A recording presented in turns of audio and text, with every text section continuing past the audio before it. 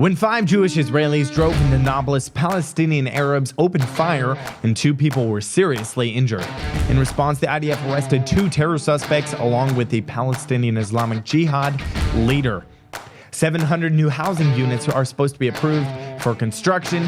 Former Israeli spy Jonathan Pollard just made an endorsement for a political party running in the upcoming elections, and a member of Knesset was found inciting violence against Jews.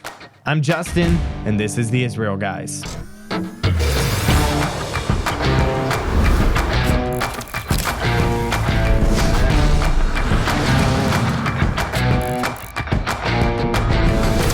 Welcome to the Israel Guys, where we believe that in a world of Jew hatred and anti-Israel propaganda, you should have a direct connection to the land and people of Israel. Guys, make sure to like the video, also subscribe, and hit that notification bell if you don't want to miss any episode of the Israel Guys. We're coming at you 3 times a week, Monday, Wednesday, and Friday. So if you subscribe, you can see every time we release a new video. You do not want to miss out on all the cutting-edge content that we're bringing you 3 times a week.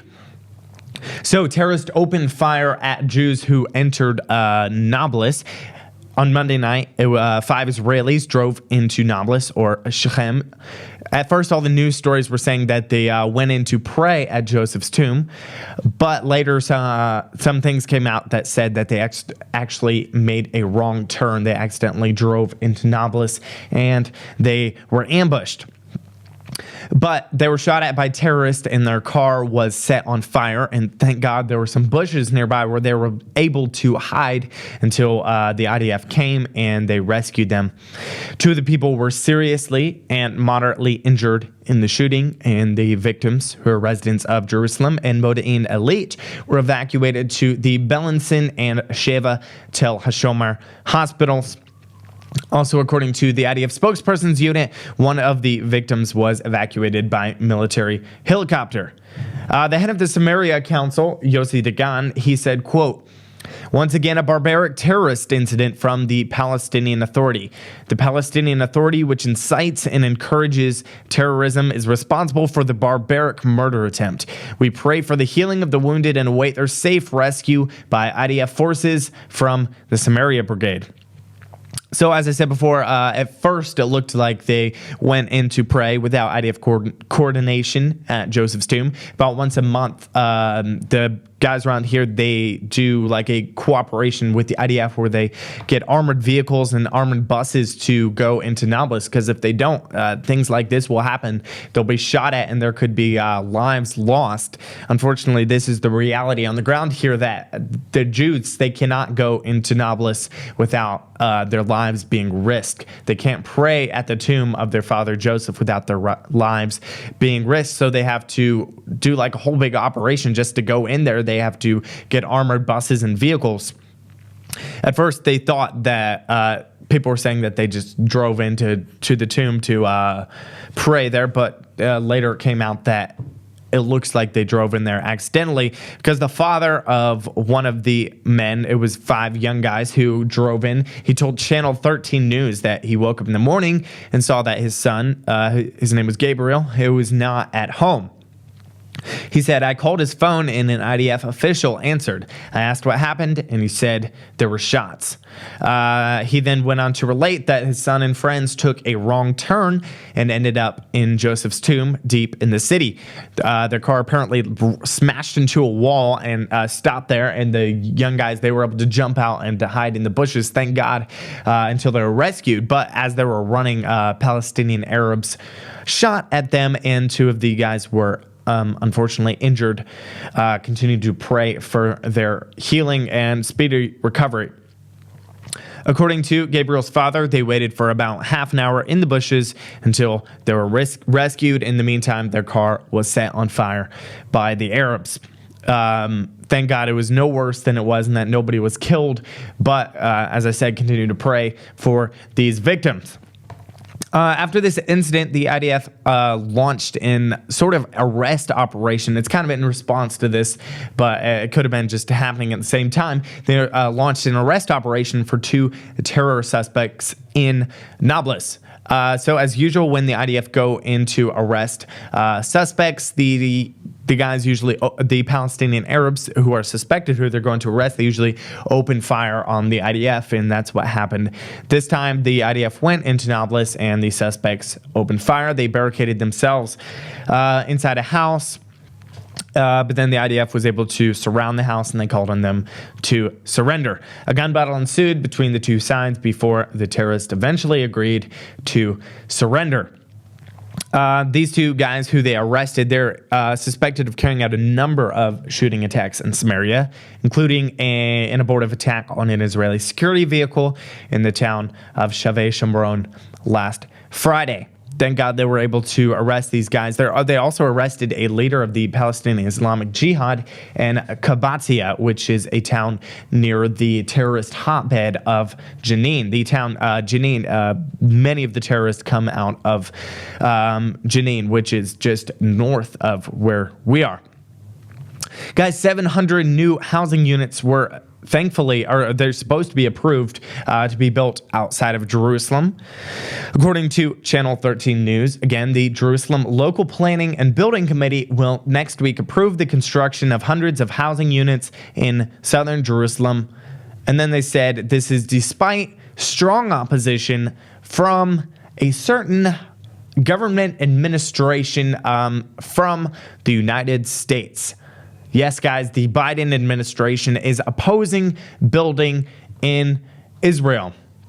They also, the report went on to say that while the U.S. is generally opposed to any construction beyond the Green Line, this particular area bothers them more than others. I have a question for you. Why is the U.S. administration, government bothered by Jewish construction in the heartland of Israel, when every single year thousands of illegal Palestinian homes are built, not just in Area A and Area B, which is for the Palestinians, but also in Area C, which is allotted, according to the Oslo Accords, is allotted to Jewish people only. And illegal homes are built in Area C every year, and the U.S. turns a blind eye to these. Yet they're bothered by Jewish construction, and they've also made several attempts in the last week. One by the U.S. ambassador to Israel, Tom Nides, to prevent the approval of these housing units. So despite all these pressures, thankfully the Minister of Interior, Ayelet Shaked, she's doing a good thing here. She's insisting that these permits, they be brought up for approval next week. And right now they're expected to be brought up, thankfully. Ayelet Shaked's doing a good thing here. Way to go. But along the lines of Ayelet Shaked, former Israeli spy Jonathan Pollard just endorsed Ayelet Shaked and her Zionist Spirit party for the next election. Zionist Spirit is the new name of her party now. It was changed recently to the Zionist Spirit. So in a video statement, Pollard declared himself an independent, but he said that given the difficult and dangerous time Israel is in, he's decided to offer his support to Shaked. He said, quote, "Because of my unqualified love of this country and my dedication to her survival and well-being, I must now endorse someone who I know will serve Israel in a way that will safeguard both our core interests and our honor." That person is Ayelet Shaked. Yes, she exhibited misplaced loyalty in our last government, but I truly believe that she realizes the mistake that she made and will not repeat her error. I don't think that Ayelet Shaked has any chance in the next elections, even with this endorsement, but there are talks right now that they're not very public right now. There are talks of a joint run with the Zionist Spirit Party and the Jewish Home Party, so it'll be interesting to see if anything comes out of that. I don't think any agreement has officially been reached yet, but apparently there are negotiations going on between the two parties, so it'll be interesting to see, if anything comes out of this. Guys, I'm going to tell you about how a member of Knesset was found inciting violence against Jews. But first, let me tell you about our tree planting trips we have going on this year here in the heartland of Israel. As some of you guys probably know, the far left-wing newspaper here in Israel, Haaretz, it's basically the Israeli version of the New York Times. They just wrote an article about us, the Hayuvel here, with our work in planting trees. They blasted us for the simple act of planting trees in the heartland of Israel. So Our tree planting trips go directly against that narrative of Haaretz that want all of the Jews driven out of Judea and Samaria and all of Israel for that matter.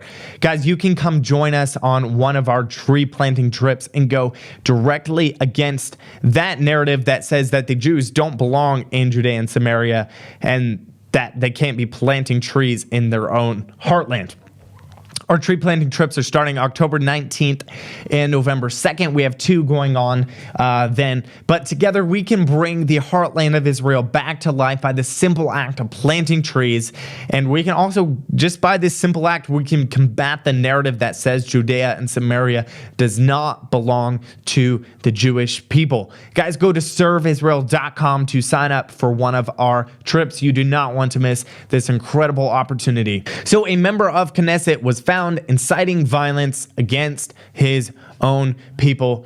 Yes, unfortunately, this man is a Jewish guy. He's the sole representative, the Jewish representative in the Arab Joint List. But thankfully, the Israeli police, they begun investigating statements made last Friday by MK Ofer Cassif, very anti-Semitic guy, very anti-Israel, anti-Zionist guy. But this was during a demonstration by Arabs at the tomb of Shmuel Hanavi, or the prophet Samuel, near Jerusalem. A demonstration that ended in a brutal attack on a Jew who waved the Israeli flag. That was the only crime that he had done, and we covered that on this show, on our last show here on the channel. But there's a video of after the demonstration of Cassif encouraging the Arabs to continue in the violence.